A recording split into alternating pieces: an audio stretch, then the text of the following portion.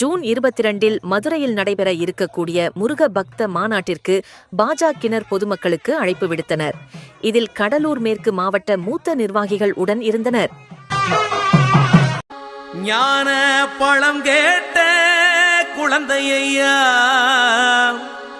அப்பனுக்கு பாடம் சொல்லி ஆறுபடையாட்சி செய்யும் ஏசாமி முருகனையா. வெற்றிவேல் முருகனுக்கு.